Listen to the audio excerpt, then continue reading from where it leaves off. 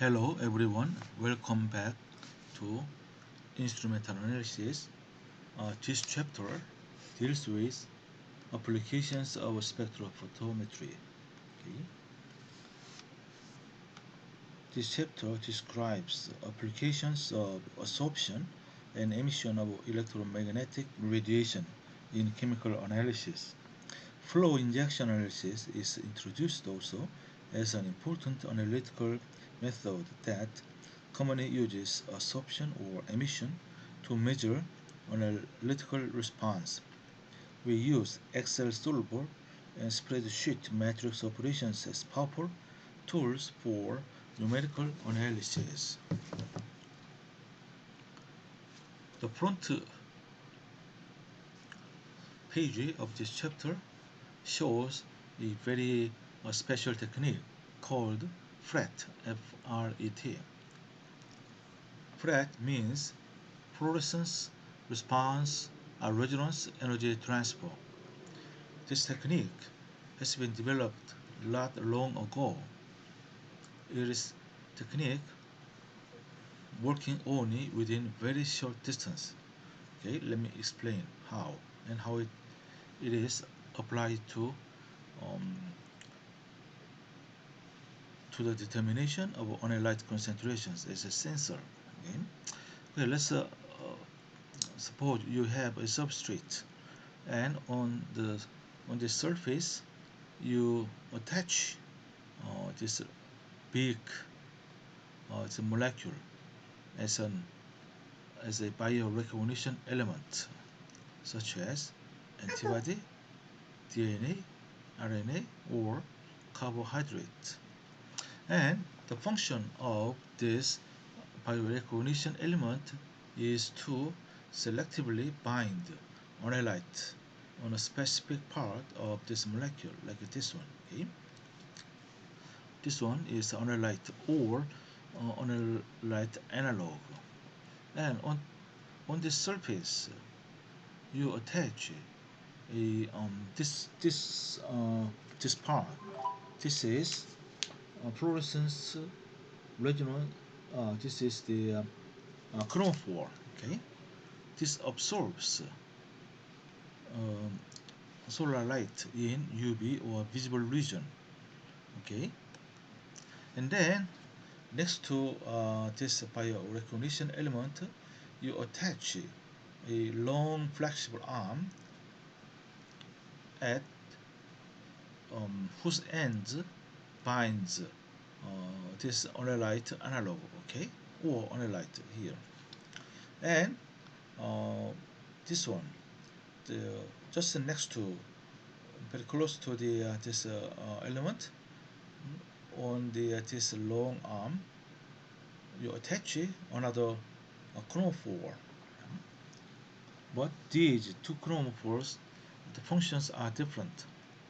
This chromophore on the biorecognition element absorbs light, okay, UV or visible light, and this chromophore on this long flexible arm emits fluorescence. Okay, how to emit fluorescence?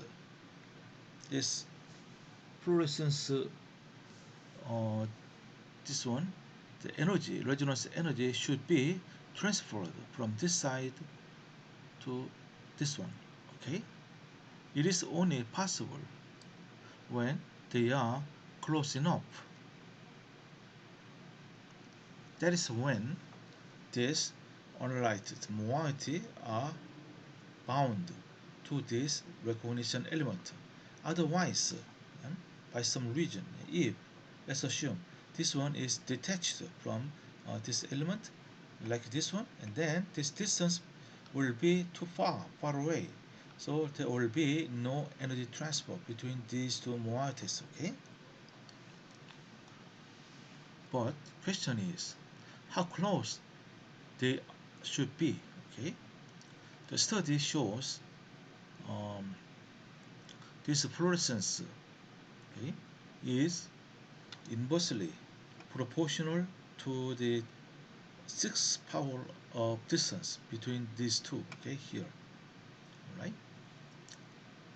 when this moiety, this analyte is bound in this by recognition element, these two moieties are the closest distance. Okay, so it is easy for this fluorescence resonance energy to be transferred from this side to that. So here, fluorescence emits. Okay, and of course this emitted wavelength is longer than this one, absorption wavelength. Anyway, but now you add your analyte. Okay, you want to determine the concentration of this analyte, and then this analyte now displays this one. Okay, and instead it takes this position, and naturally, yeah, this fluorescing chromophore is far away from this one. Yeah? So fluorescence intensity will be um, smaller. Okay, so as the analyte concentration increases, this fluorescence quenching also increases. All right, this is the result. X-axis is analyte concentration, and y-axis is decrease, okay, in fluorescence. Okay, as concentration increases, okay, fluorescence decrease becomes larger and larger. All right, and in this range, uh, fluorescence decrease is linearly proportional to the concentration. All right. Okay, now let's go back to the text. The first topic is the analysis of a mixture by absorption spectrophotometry. Okay, let's assume you have a mixture in which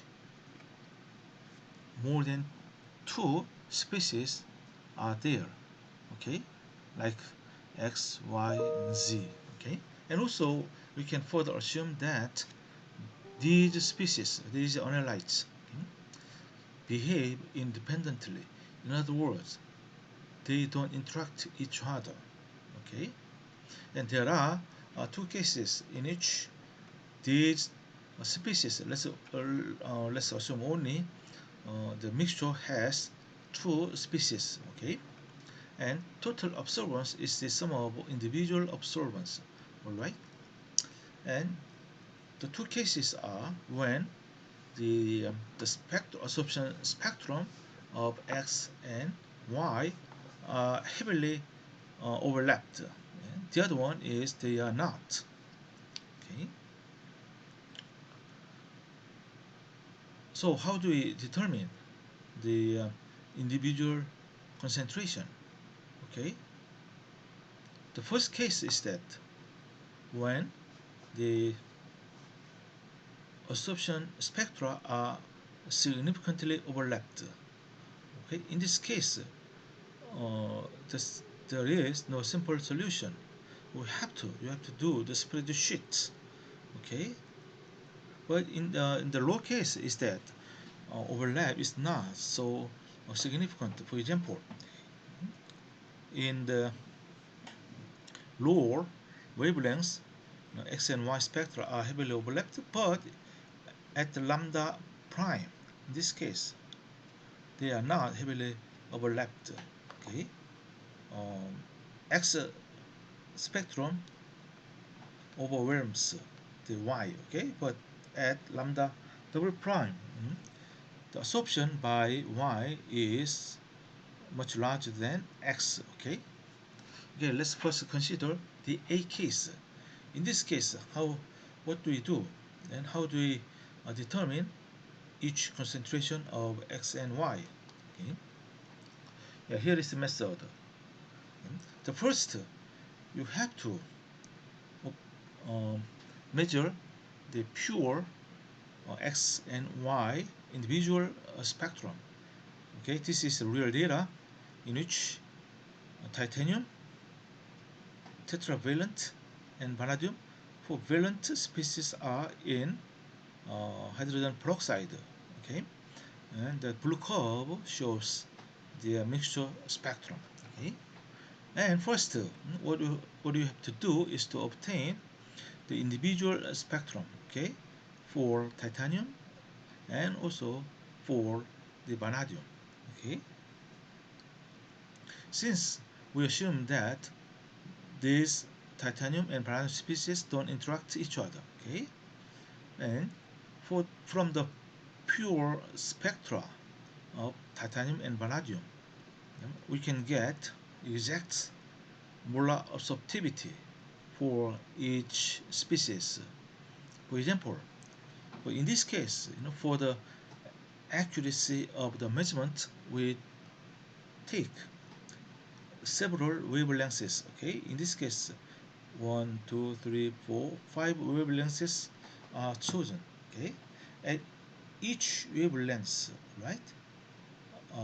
You calculate individual molar absorptivity.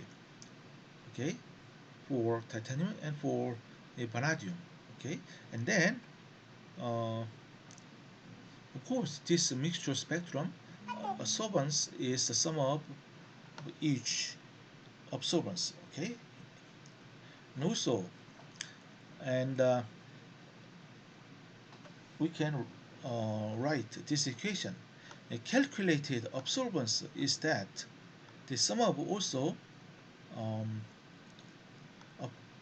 individual absorbance. In this case, since we don't know yet the exact concentration of X and Y, simply first we guess X and Y here, and then at a specific wavelength we can write this equation. Okay, in this case we have to now determine this X and Y here, but this one molar absorptivity is the same as this one, right?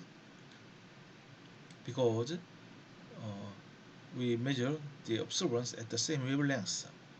Okay, and then what we have to do, we take the difference at these five wavelengths, difference between this one, calculate absorbance and measure the absorbance here, and then we square these values and then minimize by changing the X and Y concentration, okay, until we get the minimum value. Okay, that could be solved by a specific function of solver. All right, and all the details are, are given in a separate the lecture, yeah? The Excel special lecture. All right. Yeah, here is the let's look at this Excel program. The column A, you list your chosen wavelengths, five wavelengths in this case, and then column B and C are the observance of standard, standard vanadium and standard titanium solutions. Okay, you can prepare a very exact concentration of vanadium and titanium solutions. Okay, and column D is a simple, a measured absorbance at individual wavelengths. Okay, and from the standard absorption spectrum, you can calculate molar absorptivity for each species at individual wavelengths. Okay, and first you have to guess the initial concentration. Yeah, you give any number here, and then you calculate absorbance, and then you take a measurement, take a difference, this one and this one, and then square these values, and you run the solver program. Okay, all the details are found in my another lecture. Okay,